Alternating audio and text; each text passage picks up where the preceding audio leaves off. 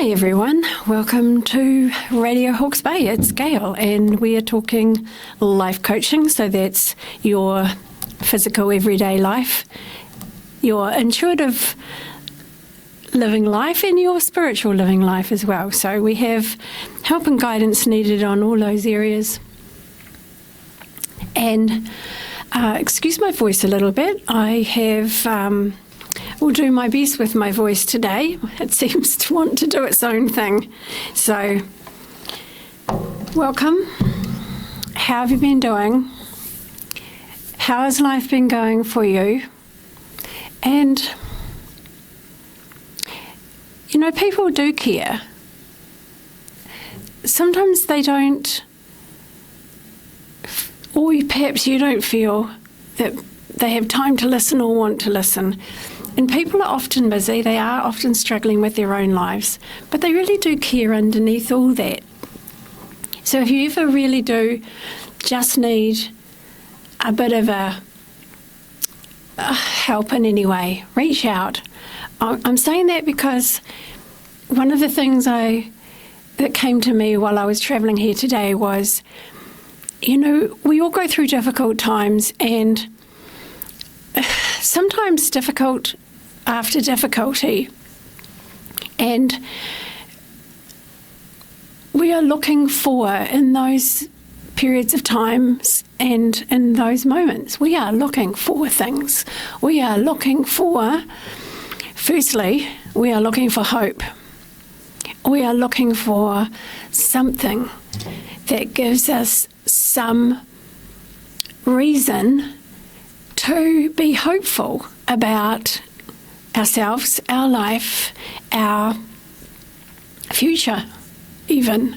And one of the things that myself and many others do when they are working in the spiritual intuitive field is to bring hope, to bring that sense of there is a reason for this. This will improve your life in some way.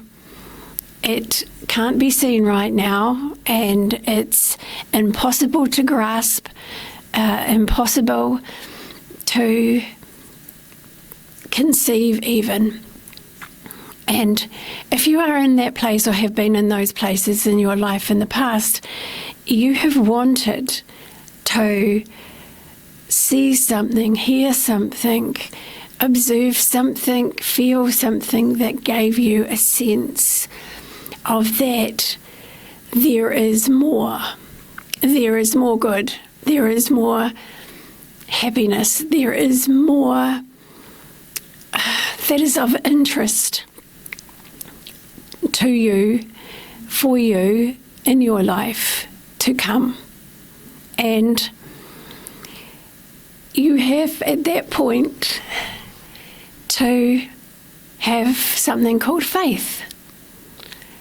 So if you have been given some little sign, and it can be such a little sign of hope, it could come, your hope signs can come in any ways. I said last year on one of these shows that I went through an incredible process in a state of absolute hopelessness of asking the universe, God, because I've talked to God my whole life, and for a sign. I looked at the clouds and thought there was the vaguest impression of a rainbow, and I thought, that's okay.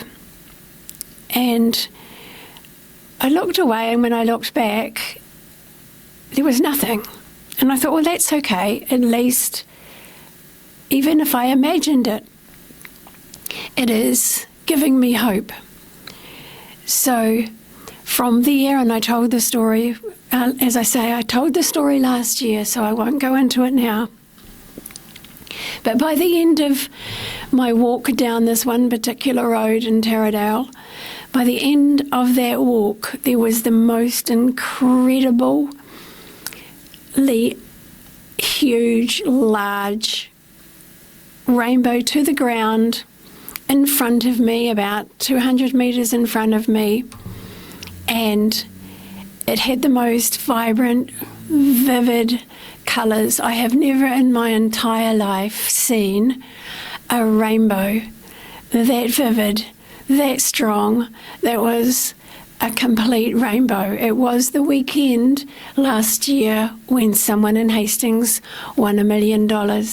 And the funniest story around that is that about 30 years ago, I did a lot of manifesting for money, lotto numbers, and Peter Dunkley's, which was the place that we went, became the luckiest lotto shop in New Zealand at the time.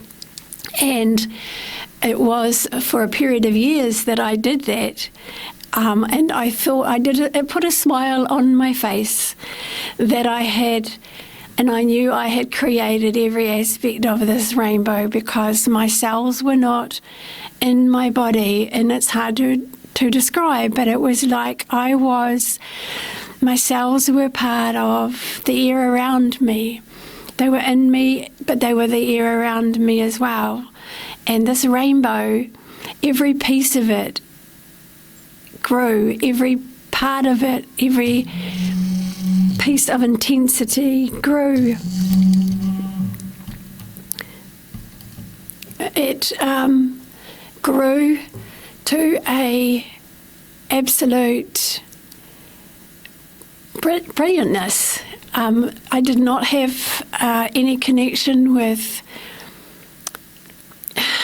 the spectaculousness of it, except I knew it was out of the ordinary. It was astounding. It was a one in a lifetime type of happening. And so I didn't even think to take a photo, because it was just my hope. It was my hope. And like I say, the twist of it was 30 years ago, I spent years manifesting winning lotto in Hastings, which, by the way, I had 2 chances at. The first one, I had also asked for a direction in my life, an absolute direction at that time, so that I knew without a doubt exactly what I was supposed to do with my life. My entire life had collapsed, broken, and changed, and I was looking for direction. And at the same time, then I was also looking for, money to be able to survive and carry on and all that kind of stuff. I had great fears and limitations around money. And I know this story's not about just me, but it's like to help relate to your life in some way, if you can, around, those really big changing points in our life and the hope and everything that we hold on to or we look for. And at that time, it was in my future. I was only, I don't know how old I was, but anyway, I was young enough to be able to think about, okay, second life, new relationship, new life, etc. So, I did a lot of manifesting around lotto, and I got given 5 numbers. Back in those days, there were only 6 numbers. There wasn't a Powerball. So I got given 5 numbers. And the most secret thing about this and the rainbow, I had no attachment to it. I had no care about it. It didn't matter one way or another. And it was completely in my whole being rather than just in my thinking, well, it doesn't matter and I don't care. It wasn't like that. It was like, regardless of whether these numbers are right or not, it's irrelevant. It doesn't have, even though I was looking for money, it seemed to be, so I got 5 numbers. I didn't go, oh, whoopee, I've got numbers, that these could be the numbers. I had absolutely no care about them, but I did write them down. And I did go into the lotto shop. I was with somebody else. I put these numbers down. And when I came to the 6th number, I, by the way, had already been given a number, but perhaps it hadn't registered in my mind as being my direction. I took this time to do another thought about the 6th number, and then I started to get extraordinarily overwhelmed with feeling sick, odd and strange, and I simply had to get out of the place. I just had to get out of the shop. So I said to the person with me, I said, just put down any number, I don't care what it is. And yeah, those 5 numbers, they won for me. And the 6th number was the number I had already been given previous to that I perhaps hadn't registered as any significance in my direction. I didn't know a lot about the meaning of numbers back then. And it was a number that from that moment onward came in front of me all the time in anything that I was meant to be involved with. And that included psychic coffee readings, tea readings that were fun. And I was a very serious, spiritual kind of feeling person. Feeling it was very sacred and very special, and you didn't do anything like that as fun. However, because the number was attached to it, I went along with it. That was the direction in my path. I was to overcome my fear around anything that was slightly intuitive or things like that. Plus, I was supposed to introduce fun into my life because, the Dalai Lama is one of the most spiritual people on the planet, and he has an enormous sense of humour. So, saying that, so now that number that I was given then, and I'm hoping some of this makes sense because I know I got off track. Okay, that's kind of what I do, which is a bit off-putting for some people. Hopefully I'll get everything said that I was going to say, because I started around hope, and faith was the other thing. But hope is anything around you that gives you hope. And when you are desperate, you automatically put your hands up for what you are going, what's next? What have I got to live for? What is going to give me hope that there is something more better than this in the future? And I've had many, many things in my life that have given me hope. I've needed it. I've absolutely 100% needed hope to help me to survive on this planet. And faith is the next thing, because hope shows itself in the smallest of things. I was looking for a little bit of a rainbow that day, just a little bit of a hint of a rainbow, and I could, that would be my rainbow. And a rainbow to me means, it is about that pot of gold, but the gold is the happiness, the joy, the fulfillment in life. That's what the pot of gold is. And so then it's about faith that it will come, that your life will improve, that things will get better. And often there is a waiting period. You may have to go through several months, many months of waiting. What I can guarantee you, though, is the hope that you are given, the signs of hope that you are given are always 100% correct. They are always giving you indications about what you've got to look forward to, and that it is coming. And all you have to do is have faith. And the faith is your ability to believe that better things are possible. When you are in a state of faith and it is difficult for you to hold on to that faith, simply ask, look, you don't have to believe in God. You don't have to believe in the universe and the creative energy of the universe. Thin air. You are here because you breathe air. And air sustains your body, it sustains your mind, it sustains your consciousness, your entire human being.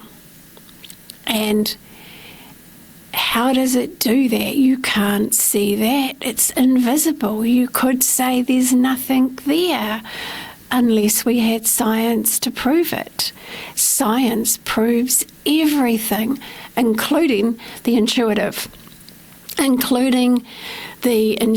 instinctive aspects of ourself as being something real, something that is in addition to our kind of like mental abilities and faculties. So, faith. How do you keep faith?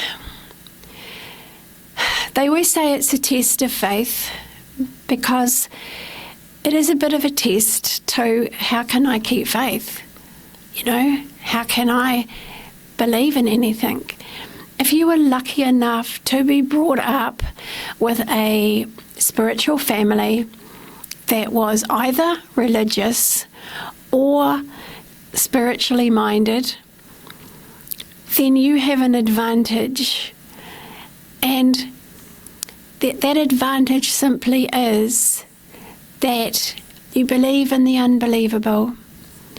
You hold on to something you cannot see.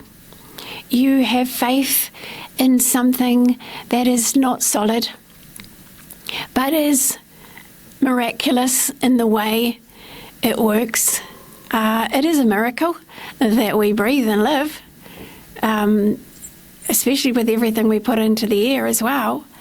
It is a miracle of our seasons, even though they are changing. Sometimes, you know, I'm sorry, but humans, are interfering with our kind of environment, our weather.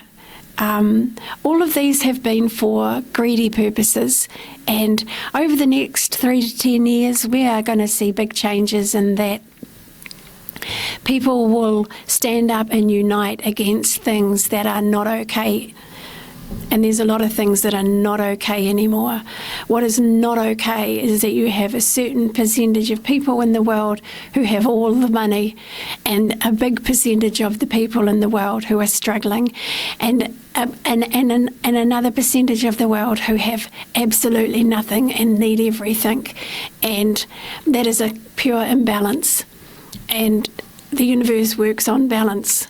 So we are in a time where that balance is going to be brought back. So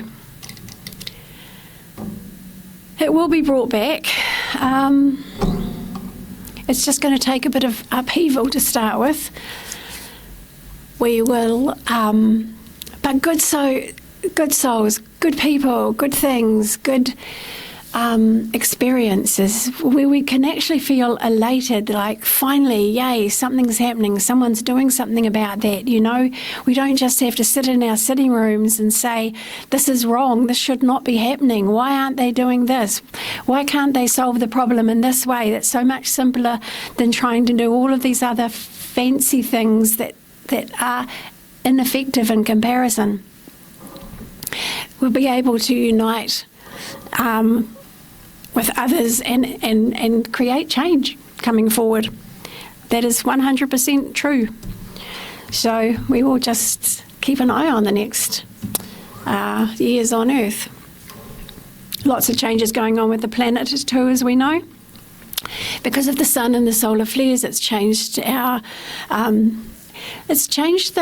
energy in the air around us. So the planets also have been a lot more active, affecting us more. We've just had, I think we're having a Scorpio full moon today. So that Scorpio full moon, she's got a bit of a sting in her tail, and so there could be outbursts of anger or aggression. It is, think about it as being an opportunity to get rid of old pain, old hurt, old frustration, old anger. Never put yourself in front of somebody who is having a venting episode. Remove yourself. That venting needs to happen, but you do not need to be in front of it, and you mustn't. So in any way you need to make sure, that you keep yourself safe, protect yourself. And it can simply be somebody has a go at you. It can be like that. It can be even more extreme than that. But whatever happens, do not stand and fight. Get out. Fight if you have to be able to get out. It sounds pretty heavy, but it's short. It's the full moon. It's perhaps for the next week there might be little outbursts. You might have little outbursts. These can be emotional outbursts. So they can be anything from having a really big kind of like down day or two to having a really, I'm so angry at the world kind of day. My advice is if you have any emotion that is needing to be kind of let go of, take yourself somewhere and let go of it. If you are feeling an overwhelm of emotion, which is then depression, then take care of yourself, nurture yourself, give yourself those things that are actually going to help you through that. So faith is the belief that things must change, that they will change eventually, and that in the meantime, that you're just going to need to carry on and do the best that you can, bit by bit, day by day, and with the knowledge, though, that you're walking up the mountain and you'll get to the top, that you'll get through this. And once you're at the top, it's going to be all worth it because you'll be able to see everything clearly. So we've got faith. So there's hope, faith, and then the next thing is peace. When you've been through really big struggles, traumas, when life's just been exhausting, and a lot of you are exhausted, so exhausted, mentally, emotionally, spiritually, and at those points you can feel like giving up. And that is why I'm talking today about hope and faith and looking for hope, having faith and holding on to faith that things will get better. And the next one is peace, because all of us, we all want peace. Life is busy. We are taught to go, go, go.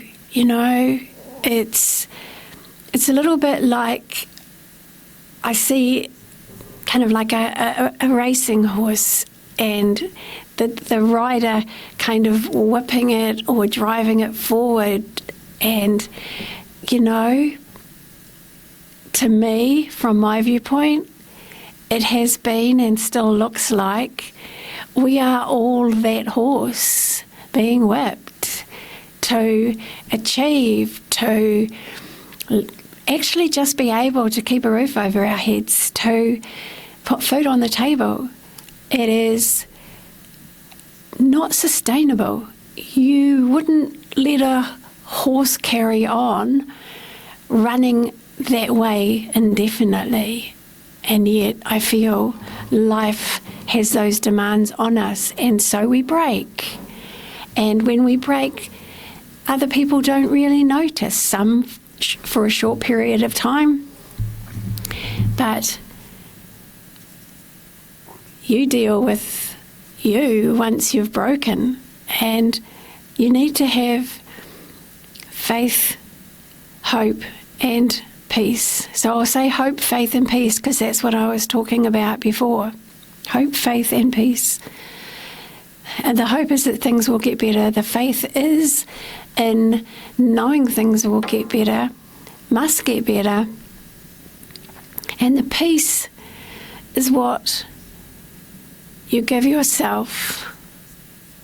The peace is to not require anything of yourself, not to demand anything of yourself. Peace is when you are saying, it's okay, I will do what I need to do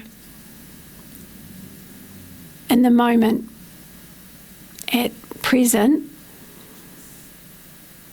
I'm just going to give myself a few minutes, a few seconds, a few minutes, a few hours, a few days, a few weeks, a few months, a few years. There is, when you went to high school or university, you had the knowledge that you were there for a set amount of time. And that is a little bit like the stages of life. They can take time. They can take a couple of years, and time is speeding up so that you might not have to wait years for changes. Now changes are happening incredibly quickly, because we are manifesting like crazy. And when I say we're manifesting, we are wishing like crazy. We are wishing and hoping and desiring improvement in our lives, and that has power. And the more people that do it, the more powerful and effective it becomes for everybody. You never do anything that's just for yourself. Everything you do in life is for others as well, and it ripples out around you, which is why it's so important to do things that are productive or good or uniquely special, caring, sharing, kind, because that ripples out to everybody on the planet eventually. It really, really does. If you have a moment of mean thought, all right, please do not worry. You can delete that. You can cancel that out by your, I don't mean that. I really do, want those people or people to have a happy, healthy life. I just do not like their behaviour and how they're treating other people. And I would love if they learnt to treat other people well, or something along that line. We are manifestors, and I know there is not really any human being that is all bad. I know at the seat of our souls, we all desire good. We all want to be useful, helpful. We want to be seen as being valuable. So I will finish this part of the session. Radio Hawke's Bay, if you want to get in contact with me, 027 4166 545. I am Gail, and I'm available anytime.